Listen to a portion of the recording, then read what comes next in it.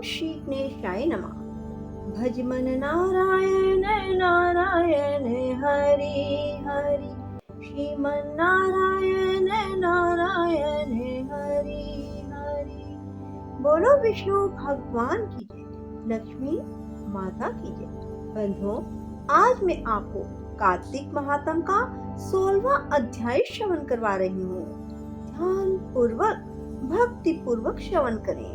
बंधुओं, जो कोई भी कार्तिक महात्म की कथा को सुनते हैं, भगवान विष्णु प्रसन्न होकर उनकी मनोकामना शीघ्र अतिशीघ्र पूर्ण कर देते हैं। नारद जी कहते हैं, अब मैं दीपदान और भगवान के मंदिर में मार्जन का वही महात्म कहता हूँ जो ब्रह्मा जी ने मुझे बताया था। पहले चंद्रवंश में जयध्वज नाम का एक प्रभु भक्त राजा था। राजा स्वयं मंदिर में जाकर मार्जन करता अर्थात झाड़ू लगाता तथा दीप जलाता था। एक समय वितिहोत्र नाम वाला राजपुरोहित स्वयं राजा को यह काम करते देखकर विस्मय से पूछने लगा, हे राजन, भगवान को प्रसन्न करने के और भी अनेक साधन हैं, परंतु आपकी श्रद्धा मंदिर में झाड़ू लगाना और दीप जलाने में इतनी अधिक क्यों है? कृपा करके इसका कारण बताइए। तब राजा हाथ जोड़कर बड़े नम्र भाव से कहने लगा, महाराज, इस संबंध में मेरे पूर्व जन्म का एक अत्यंत विस्मयकारी इतिहास है जो भगवत कृपा से मुझे इस जन्म में भी स्मरण है। सतयुग में स्वारोचिष मनु के अंतर में वेद और वेदांगों को जानने वाला एक ब्राह्मण था जो महान विद्वान होते हुए भी खोटे कर्म करता था। इन खोटे कर्मों के कारण उसके सभी बंधु बांधवों ने उसका परित्याग कर दिया। एक दिन वह भूख और प्यास से अति दुखित हो घूमता फिरता नर्मदा नदी के तट पर जा पहुंचा और वहीं पर उसने अपने प्राण त्याग दिए। उसकी स्त्री भी व्यभिचारिणी थी, अतः उसके बंधुओं ने भी उसे घर से निकाल दिया। उसके गर्भ से दंड केतु नाम वाला महापापी मैं उत्पन्न हुआ, परंतु स्त्री और पैसे के अभाव में मैंने गौ, पशु, अनेक मनुष्यों की हत्याएं की। एक रात्रि को किसी दूसरे की स्त्री से भोग करने की इच्छा से एक सूने मंदिर में बैठ गया।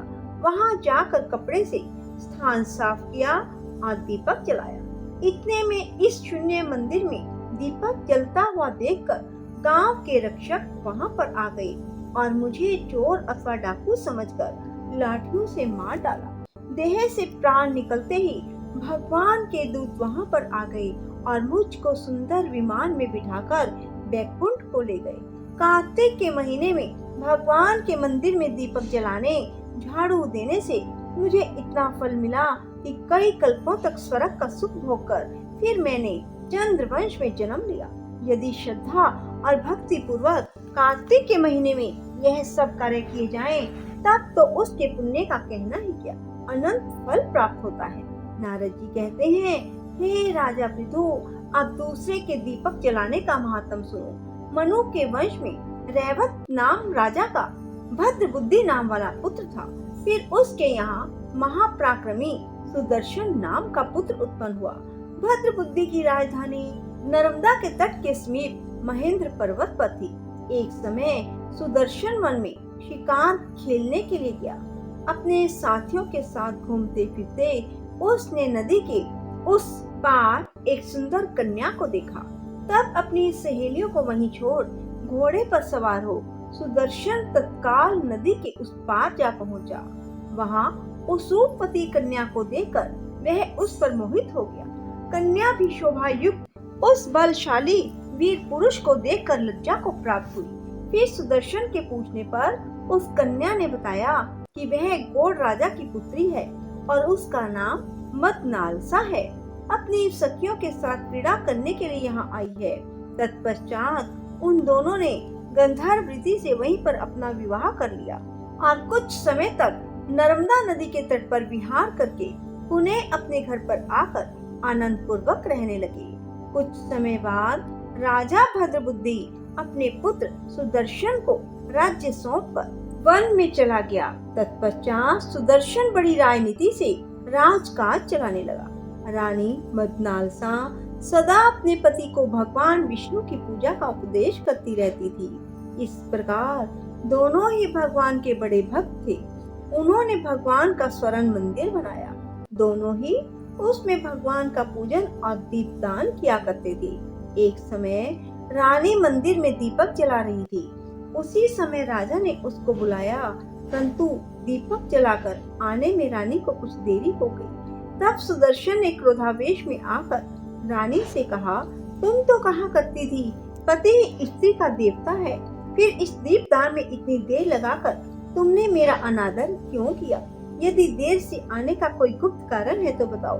सती साध्वी मदनालसा बड़े मीठे वचनों से बोली, महाराज, मैं दीपदान का महत्व आपसे कहती हूँ। मदनालसा कहने लगी, आप मेरा चरित्र सुनिए। पिछले जन्म में मैं अन्न कण ग्रहण करने वाली चूहिया थी। एक दिन गोदावरी के तट पर भगवान के मंदिर में रात्रि को जलता हुआ दीपक बत्ती छोटी होने से बुझने लगा। मैंने बत्ती को लोभ से पकड़कर उठाया तो उस समय दीपक तो जल गया, परंतु मेरा मुख भी जल गया। इससे दुखी हो मैं मृत्यु को प्राप्त हो गई। परंतु क्योंकि रात्रि के समय भगवान का दीपक प्रज्वलित कर दिया था, इसी कारण मैं ऐसी रूपवती आपकी रानी बनी। यदि श्रद्धा पूर्वक भगवान के मंदिर में दीपदान किया जाए तो उसके फल का तो कहना ही क्या है। अपनी रानी के मुख से यह सब सुनकर सुदर्शन कार्तिक मास में व्रत करके आजीवन भगवान के मंदिर में दीपदान करता रहा और अंत में वैकुंठ को प्राप्त हुआ।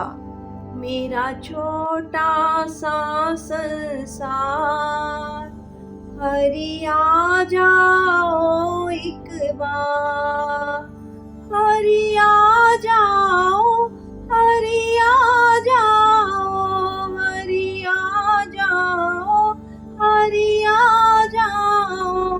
मेरा छोटा सा संसार, हरि आ जाओ एक बार। बोलो विष्णु भगवान की जय, लक्ष्मी माता की जय। राधे राधे, जय श्री कृष्णा। बंधुओं, यदि आपको हमारी ये वीडियो पसंद आए तो इसे लाइक करने के साथ साथ शेयर अवश्य करना और कमेंट बॉक्स में राधे राधे लिखना ना भूलना। राधे राधे, जय श्री कृष्णा। धन्यवाद।